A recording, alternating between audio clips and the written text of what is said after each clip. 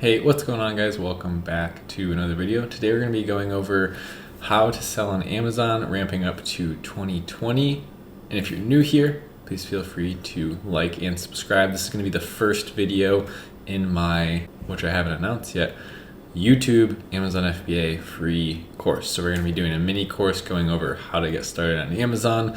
And I encourage you, even if you have been a long time subscriber or perhaps are even a bit of a more advanced seller, to enjoy this series, because sometimes going back to the basics and the fundamentals can help even more advanced sellers. This first video, we're going to be going over the basics and how I go about choosing what markets I would like to enter, what kind of products, where am I getting these products from. I'm going to be going over how this whole business model works. Next video in the series, we'll be talking about tools, what you need, how to set up your account, and then we'll just be going from there. So we're on Amazon.com here. I'm sure, well, according to the statistics, about 6 out of 10 of you will have a Amazon Prime membership.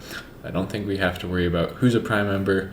I don't know, comment down below. I'd be interested to see, is it gonna be the same? If you're a Prime member, if you actually pay Amazon 120 a year, 110 a year, to shop on their website. I do, and my girlfriend does, and we live in the same household, so I don't know why, but they're good at getting you to pay money to spend money. It's kind of a funny thing when you think about it. Now let's go over Amazon FBA as a whole. Let's say we wanted to sell, and now I'll teach you how to find good products to sell, but I'm just gonna think of something that I just ordered myself. So I actually ordered a guitar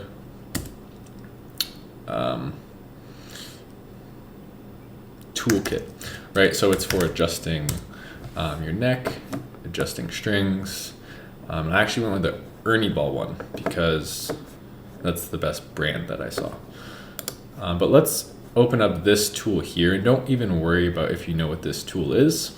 This is something that you will learn in the future, and if you already know what this is, you're ahead of the game.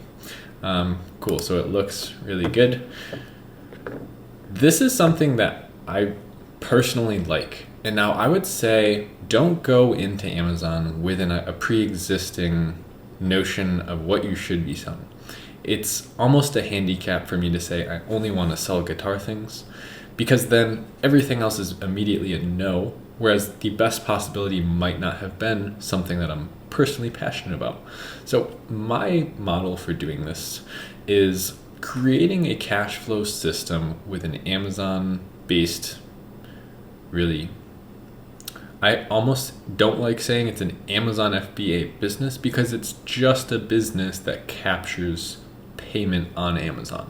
There's so much more you could do with this than just be an Amazon seller, if that makes sense, okay? And we'll get into that down the road, trust me.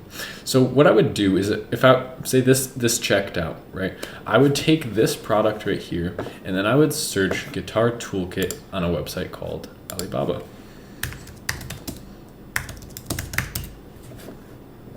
And then let's go suppliers instead of products. Awesome. So that's a little trick that you can use to kind of speed up your sourcing process. I always find that that's so much more, they put much more relevant products right up front here that you could see, and several different ones from each supplier. So for instance, right here, I bet you we could find that kit on Amazon. Let's see. Let me know if you see it. I don't see it specifically, but they're all very similar. Cool, so $33, we can come on Alibaba and buy a very similar kit for $7 to $11. So you can see right there, for a third of the price, we could find this product, source it, and this is a great sample picture here because someone has put their logo on the packaging, which is exactly what we'll be doing. So here's what you would do. You would find a product like this, and don't worry, a lot of you are more practical and thinking, Paul, I already know this video is not for me. That's fine, because you even if you know how to do this, sometimes you skip simple things. Like, I've gotten to a point in my Amazon business where I think about things so analytically that it's just like I have lost that sense of, this is a simple process. This needs to be scalable and repeatable. So what I've done I caught myself in that way of thinking, overthinking everything. Everything's complicated. It's like, find a product that sells well. Improve that product based on listings like this that have 3.5 stars or 3 stars or 4 stars or 3 stars. Fix what's going wrong, include more of what's going right, and then list yours on Amazon with better packaging and better branding. That is it. That's all you have to do. So that is what selling on Amazon is. And we're giving our inventory from this company here, Shenzhen Youfu Tools Co. Might have butchered that. That's okay. We're going to ship hundreds of units directly from them to Amazon's warehouse, and all we do is make the listing. This is the first video out of many videos that I'm going to be doing. If you guys are really interested in the idea of starting an Amazon FBA course right here on YouTube with no real payment gateway or going through anything, I thought it would be super fun, and it gave me, this idea just came to me recently. It's like, why even put it somewhere else? I'm just gonna make this a playlist where all you guys can access all this information right on YouTube, because there's so many more people on YouTube. Not everyone's gonna go through, click onto the link, go here, go through this, get to the course. I just wanna make this readily available, and I thought there was no time better than right before the new year to get started. A lot of people are gonna be starting businesses around this time. So let's get back into it, guys. If you do need at any point in the process help from me, I will be starting a new round of coaching. I've been really pulling back on coaching because it takes a lot of my time. But with the new year coming, and there's a lot of people that will be starting, you should be able to do this without a coach. A mentor just makes it a little bit faster. You take about one step at a time. Doing this by yourself, you'll be fine. You do not need a mentor. You don't need to even pay for a course to do this. When I started, I did not pay for a course. Those of you who are about 40% sure, go ahead and take action, because anything past that is procrastination.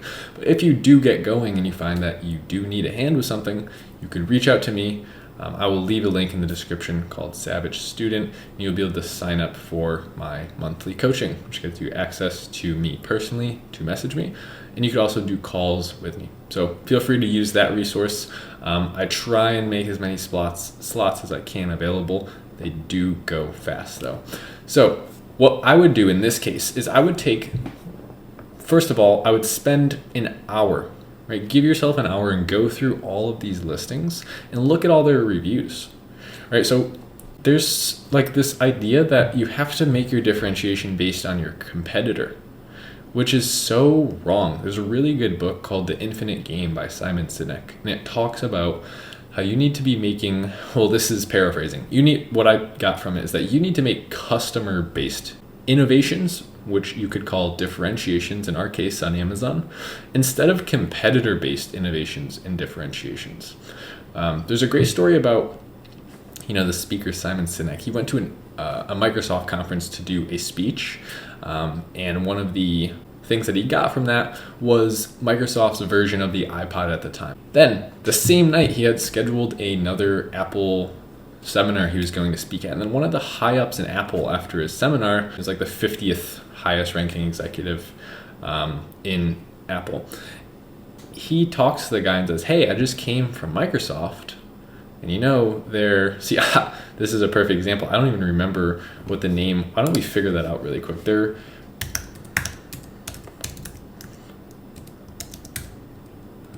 Microsoft, it was the Zune. Okay, Z-U-N-E, right? So check this out. Okay, so here's a refurbished Zune, right? So what he was saying is to the guy at Apple, hey, the Zune is way better than your guys' iPod. And the guy from Apple looks at him and he says, I don't doubt it. And he smiles and he walks away.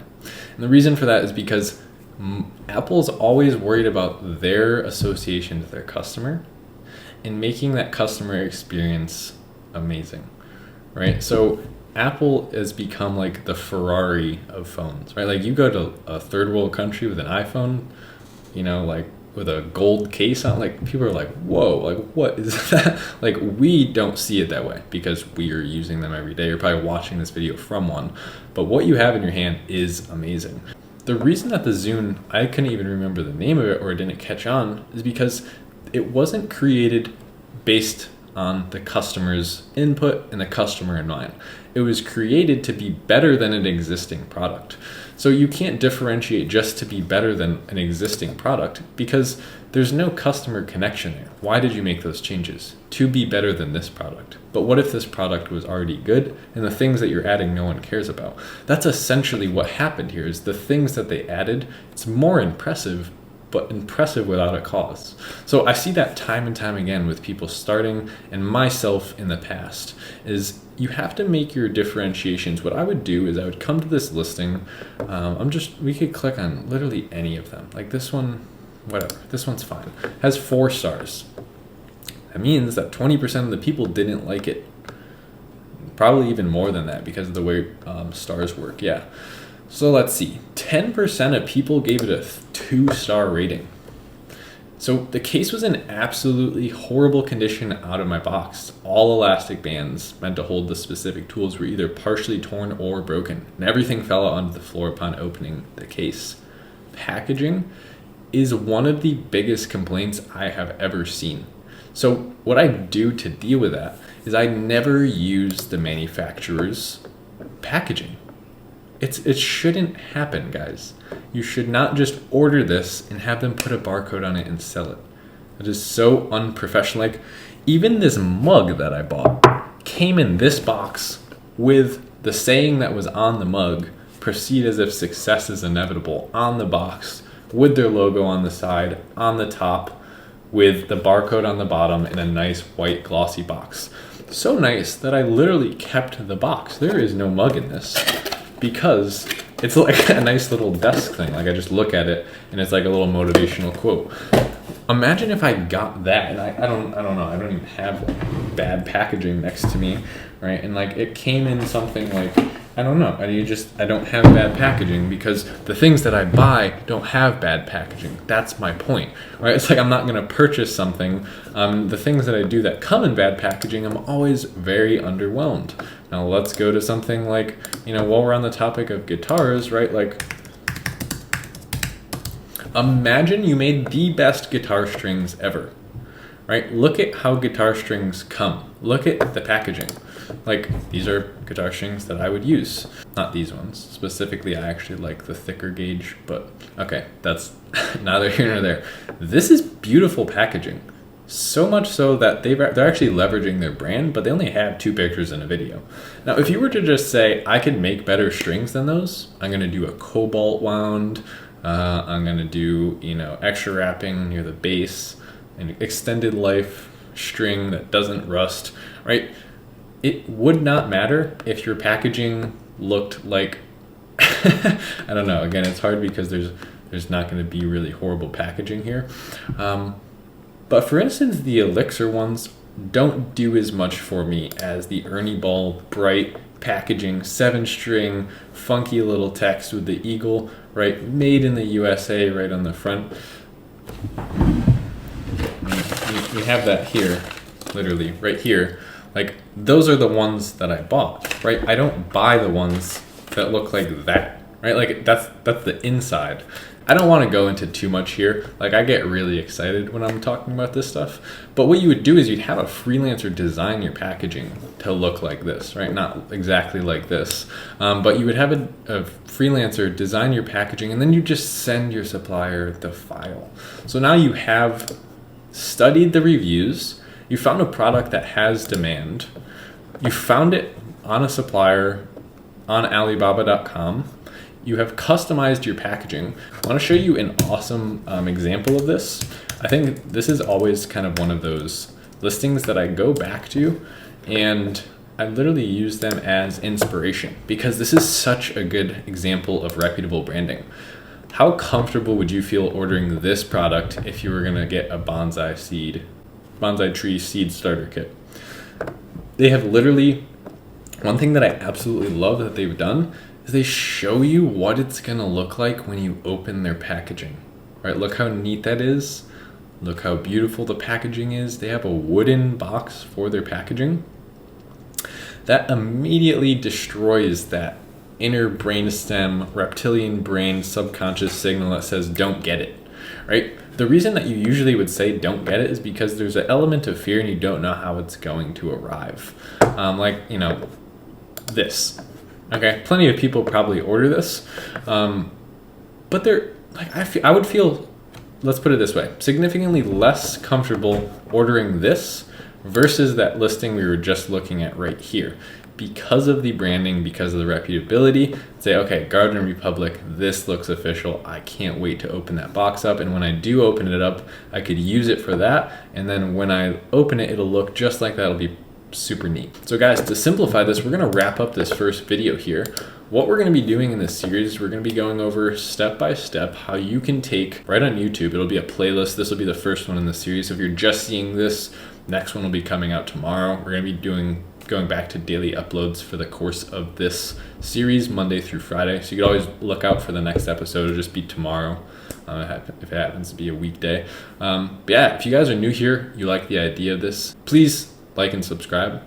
And now that you've done that, thank you for liking and subscribing. And other than that, guys, I'll see you in the next one. Hopefully you're excited. We'll be going over next, what tools do you need, creating your seller account, getting started, and then after that, we'll be going into how to use those tools, how to find products that you can compete with, how to customize your packaging. We're going to be going into all of that later.